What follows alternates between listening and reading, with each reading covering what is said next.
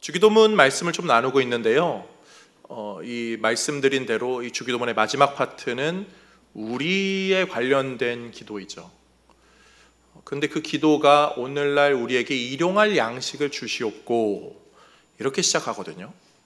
우리의 필요가 있는 존재라는 것을 하나님이 아시고 너희들은 그 필요에 대한 간구를 나한테 해라 라고 하나님이 우리에게 알려주신 거예요.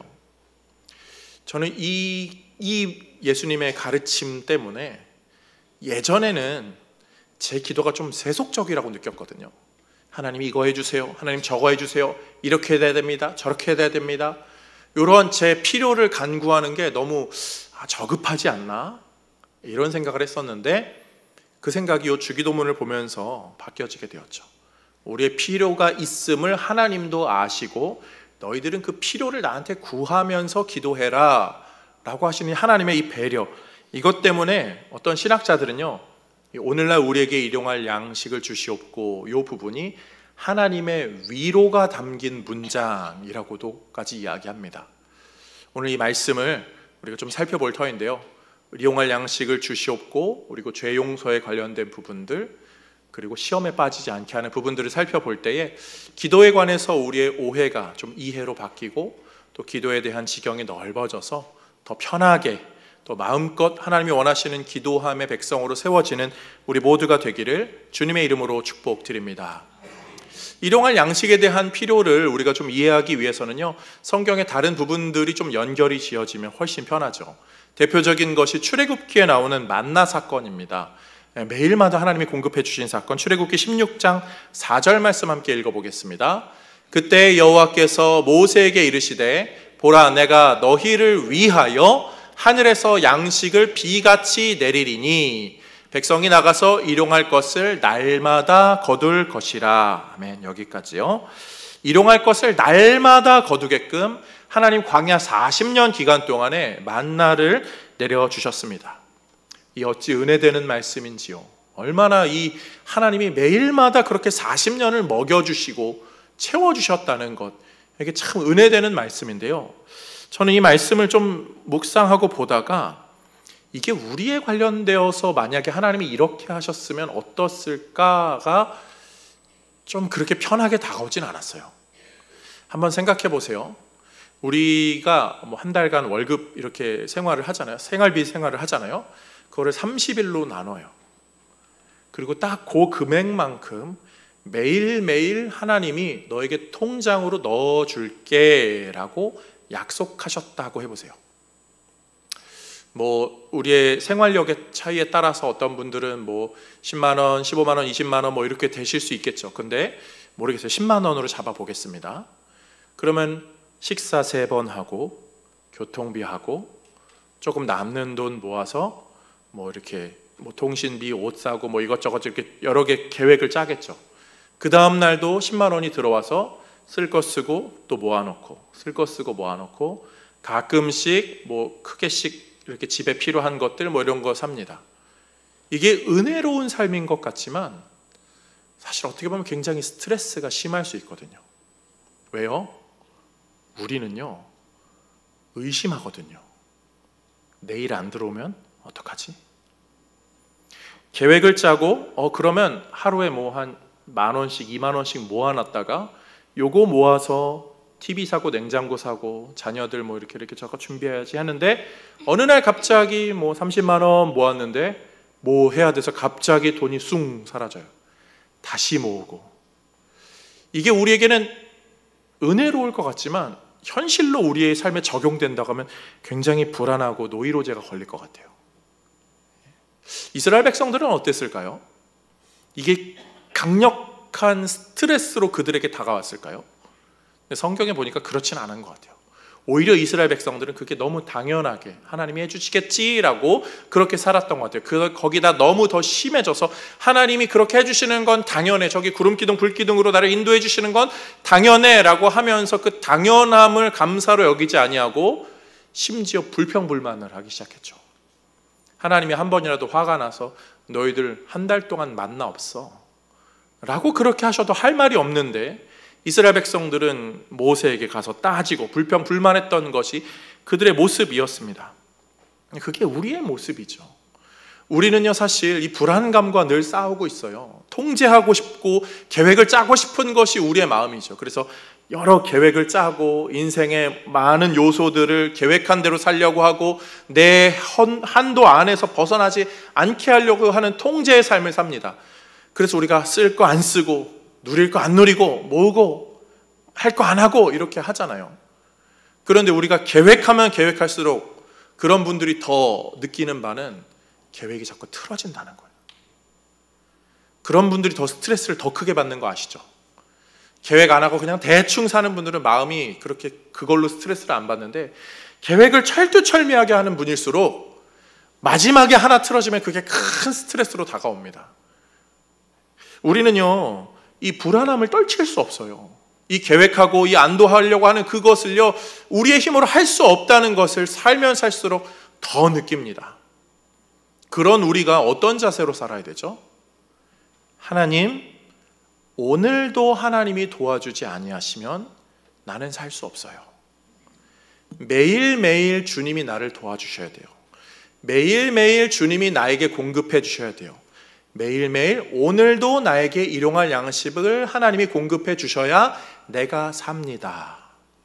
이게 이 주기도문에 오늘날 우리에게 일용할 양식을 달라고 하는 기도에 담긴 깊은 의미죠.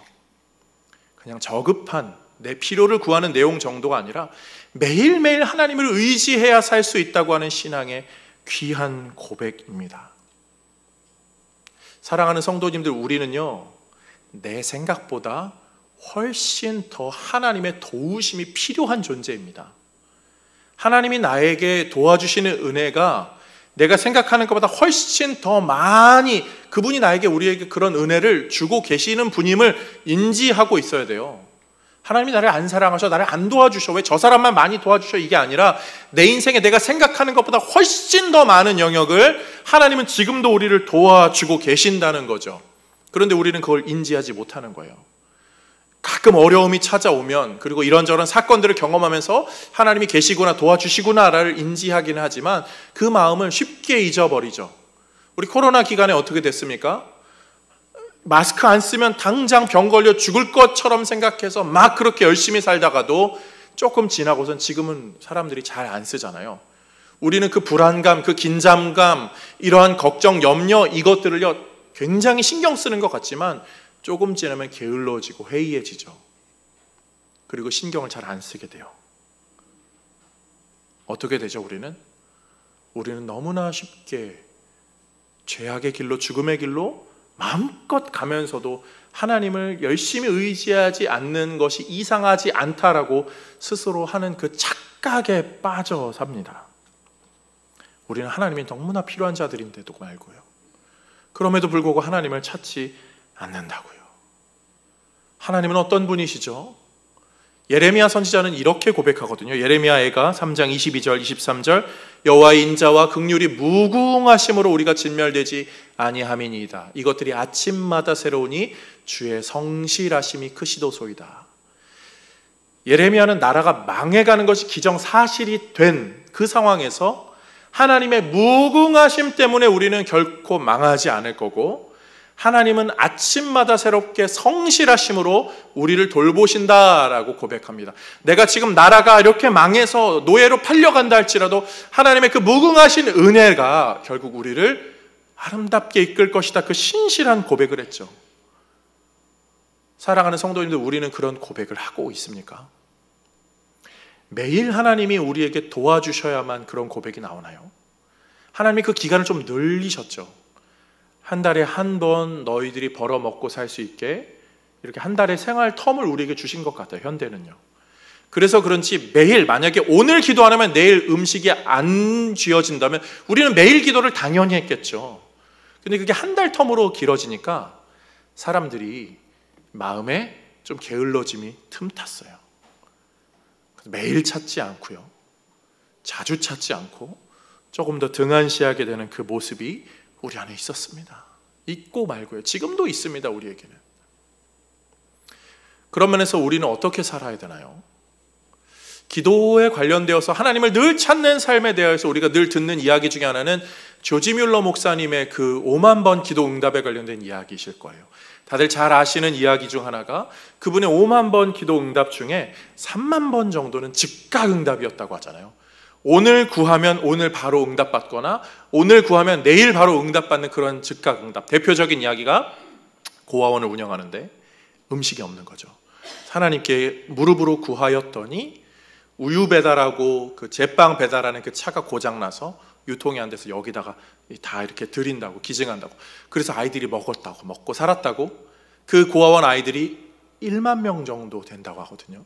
그런 이야기들 많이 들어보셨을 거예요. 그런데 그 조지 밀러 목사님의 그 이야기들 중에 숫자가 유일히 좀 많이 나오는데 제 마음을 울린 숫자는 5만 번도 아니고 3만 번도 아니고 10,000명의 아이도 아니었어요. 조지 밀러 목사님의 이야기 중에요 200이라는 숫자가 나오거든요. 그건 그분이 성경을 읽은 숫자예요. 그 목사님은 사람에게 우리 아이들 굶어가니까 도와주세요 이렇게 한 번도 하지 않았대요. 사람에게 구하지 않고요 하나님께 구하면서 그가 절대로 놓치지 않았던 것은 성경을 읽는 것, 하나님의 말씀 중심으로 사는 것. 그래서 말씀을 붙잡고 사는 그 200번의 성경 읽기가 그 목사님의 신앙의 중심에 있었다는 이야기가 저에게는 가장 큰 울림이 되었습니다. 사랑하는 성도님들, 일용할 양식을 구하는 기도는 너무나 귀한 기도고요. 사실 우리는 일용할 양식을 줄 수만 있다면 얼마든지 매일이라도 기도하겠습니다라고 하는 마음가짐을 갖고 삽니다. 그래서 우리는 어떻게 하죠? 매일같이 일용할 양식을 나에게 줄 그 어떤 존재가 있다면 내 영혼을 팔아서라도 그거를 준비하겠다. 내 노후는 그렇게 준비해야지. 그래서 내 노후를 위해서 착실히 살아갑니다. 그리고 내 노후를 책임져 줄 만한 뭐가 있다면 내 영혼을 팔아서라도 난 그것을 신으로 섬겨서라도 내 노후를 그렇게 준비하겠다. 그것이 이 시대를 살아가는 수많은 사람들의 마음가짐에 있죠. 그렇게 우리는 물질의 노예가 됩니다. 그런데 하나님은 우리에게 뭘 말씀하시는 거죠? 그 물질의 노예가 되는 것이 아니라 그 물질까지도 가지신 그 통치자이신 하나님의 자녀가 되라. 노예가 아니라 나의 자녀가 되라. 나는 내 자녀들을 굶기지 아니하고 내 자녀들이 일용할 양식을 나에게 구한다면 내가 제공해 주겠다. 그러니 너희들은 나에게 그 기도문으로 나에게 간구하여라. 하나님은 오늘도 우리에게 일용할 양식을 나에게서 찾으라고 요청하고 계십니다. 인생에 필요가 있으신 분들이 계십니까? 하나님이 나를 도와주셔야 된다라고 하는 그런 요청사항이 있으신 분들이 있으십니까? 하나님께 나아가시고 무릎으로 나아가시고 주님 제 인생에 일용할 양식을 공급해 주옵소서, 주님이 매일마다 제 삶에 은혜를 내려 주옵소서, 신실한 기도로 살아가는 우리 모두가 되기를 주님의 이름으로 축복드립니다. 그런가 하면 두 번째로 우리에게 주어진 기도문은요 12절 말씀이죠. 함께 읽어보겠습니다. 우리가 우리에게 죄 지은 자를 사하여 준 것 같이 우리 죄를 사하여 주옵시고. 아멘. 가장 어려운 주기도문의 문장 중에 하나입니다. 우리가 우리에게 죄 지은 자를 사하여 준 것 같이 우리 죄를 사하여 주옵시고. 이 문장의 골자는 죄를 사하여 달라는 거죠. 죄를 사하여 달라는 건데 조건이 붙어 있어요. 우리가 우리에게 죄 지은 자를 사하여 준 것 같이, 우리에게 죄 지은 사람 용서해 준 것처럼 우리의 죄도 용서해 주옵소서. 그럼 우리가 용서를 안 해주면 우리는 용서를 못 받는 것입니까? 이 주기도문을 이렇게 묵상하다 보면 이 내용이 우리에게는 탁 막히거든요. 근데 이 부분을 이해하는 아주 중요한 단어는 죄입니다. 죄. 요 죄라는 부분을 조금 더 이해하기 쉬운 원어는 오펠레이마라고 하는데요. 오페일레마라고 하는데 영어로 보면은 Forgive us our debts as we also have forgiven our debtors 이렇게 되거든요. 근데 요 죄라는 단어가요 빚이라는 단어로 이어져요. 그러니까 이 원어상에도 더 빚 갚는 의미로 더 많이 이어집니다.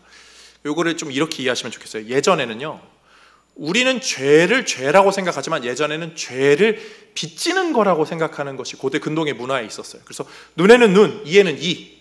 누가 나한테 이빨을 깨뜨려 먹으면 어떻게 해야 되죠? 이빨을 보상해줘야 되는 거죠.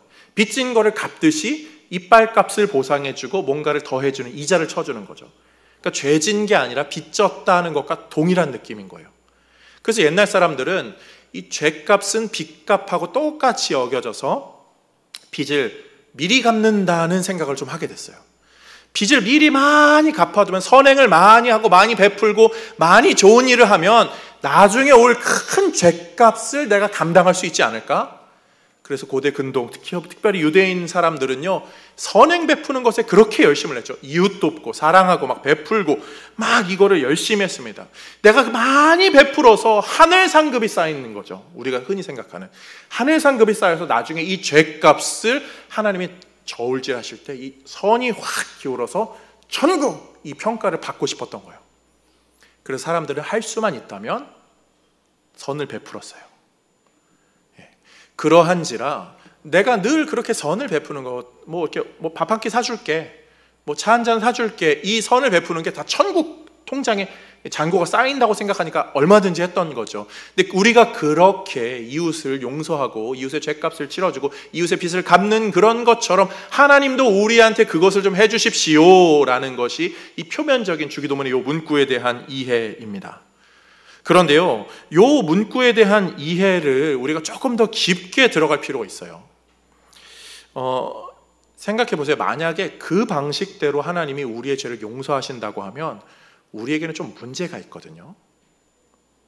이런 거예요. 우리는 살면서 선을 이렇게 쌓을 수 있어서 넉넉한 선을 쌓음이 어쩌면 죄값보다 더 무겁게 내려올 수도 있습니다. 그런데 그게 모든 사람에게 해당하진 않아요. 여유가 없어서 섬길 수도 도울 수도 없는 사람들은 그런 기회가 더 적겠죠. 그런 사람들을 그러면 저울이 이렇게 되나요? 아니, 갓 태어난 아이는 선을 행하는 것보다 누군가에게 신세지는 것이 훨씬 더 많을 터인데 그럼 그 죄값을 감당할 수 없잖아요. 이렇게 해결하면 사람은 해결할 수가 없어요. 하나만 더 생각해 볼게요. 이 주기도문은 맥락으로 가고 있거든요. 일용할 양식을 하나님께 공급받습니다. 근데 공급받은 것으로 내가 선행을 해요. 그러면 선이 쌓여지는 것은 내가 쌓은 건가요? 하나님의 것이 쌓여진 건가요? 하나님의 것이 쌓여졌는데 하나님 앞에 죄 지은 거를 이걸로 퉁치겠다고 하는 것은 우리의 욕심이죠. 말도 안 되는 거죠. 우리는 우리의 죄값을 치를 수가 없어요. 우리가 누군가에게 용서할 수 있는 걸로 그 죄값을 치르는 것은 말도 안 되는 거예요. 그런데 우리가 이렇게 기도하는 이유는 뭐죠? 우린 이렇게 용서의 삶, 사랑의 삶을 살겠습니다. 하나님도 그렇게 하실 수 있는 은혜로 우리에게 베풀어 달라는 은혜 간구의 요점이 있습니다. 이 은혜 간구의 요점을 우리가 잘 알 수 있는 대목이 마태복음 18장의 1만 달란트 비유입니다. 다들 잘 아실 거예요. 어떤 주인에게 1만 달란트를 빚진 사람이 1만 달란트를 탕감받고 돌아가다가 자기에게 100데나리온 빚진 사람을 만나는데 그 사람이 나에게 빚을 안 갚자 멱살을 잡고 막 분내는 그 모습 아실 거예요. 100데나리온은 한 2, 3개월의 월급 분량입니다. 그리고 20년치의 월급은요 1달란트예요. 1만 달란트는 그러면 20만 년의 달란트거든요. 그거를 내가 탕감받았는데 이 100데나리온을 용서 못하는 거는 우리가 이야기로 읽을 때는 야 이런 나쁜 놈 생각하지만 우리에게 적용한다면 우리에게는 100데나리온 탕감이 쉽지는 않거든요. 우리 각자의 월급의 400만 원, 4배를 4개월치 월급을 누가 빌려가서 안 갚는다고 해보세요.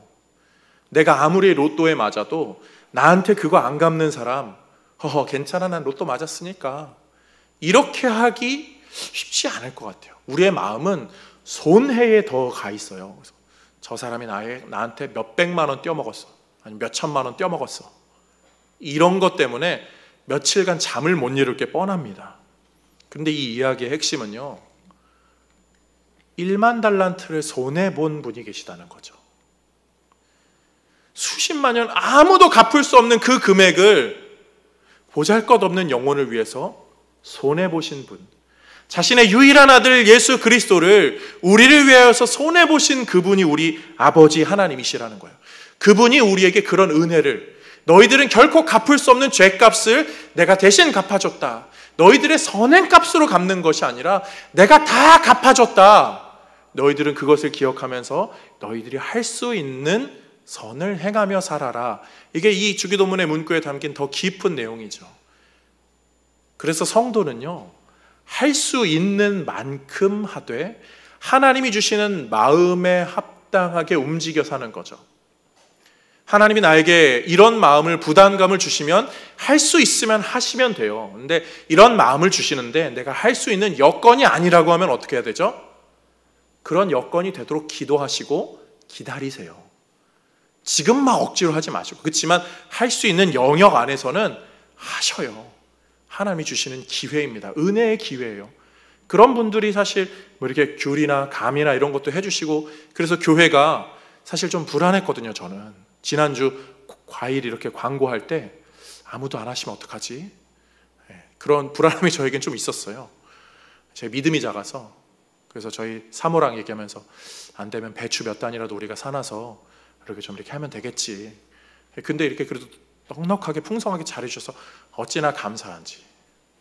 저는 목회를 계산하고 싶지 않거든요. 그냥 좀 자유롭게 신실하게 하나님이 우리를 이끄시는 대로 가게 할 수는 없을까? 좀 아직 애송이 같은 그런 소망이 있어요.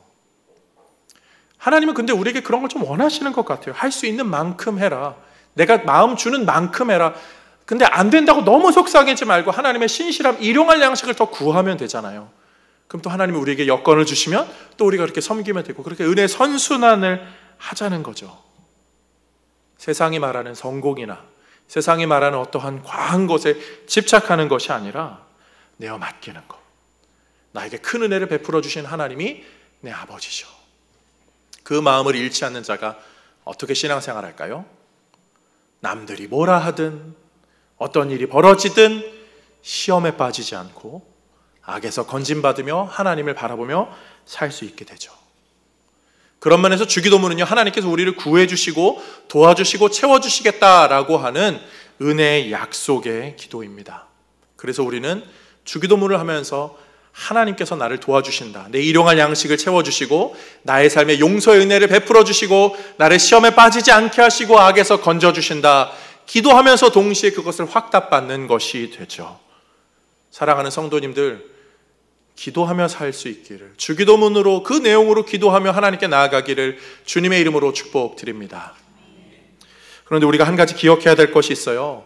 우리가 살아가는 이 세상은요, 그렇게 호락호락하지는 않다는 거예요. 세상은 우리가 공든 탑을 세우면 그것을 함부로 무너뜨리죠. 열심히 애씀으로 수고했는데 그것이 쉽게 날아가고 망가지게 만들어 버립니다. 그것은 이 세상을 통치하는, 지금 이 세상에 잠시 권세 잡은 이의 계계 때문이에요. 그래서 하나님이 우리에게 무엇을 주셨냐면 기도를 주신 거예요. 그러한 방해가 있지, 다 날아가는 것 같지, 그렇지만 나에게 나와서 일용할 양식을 구하고 악에서 건진받도록 기도하며 살아라. 내가 도와줄게. 하나님은 기도의 성도를 도우십니다. 하나님은 기도의 성도를 도우셔요. 그런가 하면 하나님이 우리에게 주신 또 한 가지가 있다면 그것은 교회예요. 교회. 그리고 교회가 함께 예배하는 것, 함께 신앙생활하는 것, 특별히 절기들을 하나님은 그의 백성들에게 주셨죠. 이스라엘 백성들은 열심히 절기를 지키며 살았어요. 6월절, 7.7절, 장막절, 오순절, 다양하게 다 지켰죠. 근데 이스라엘이 지키지 못한 절기가 있다면 그것은 희년이었죠. 안식년과 희년.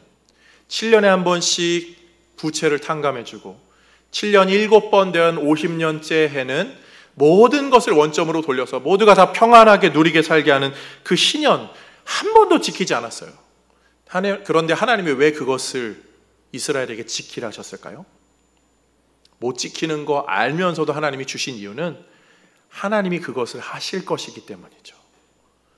하나님은 그의 마지막 날에 그 모든 것을 되돌리실 거예요.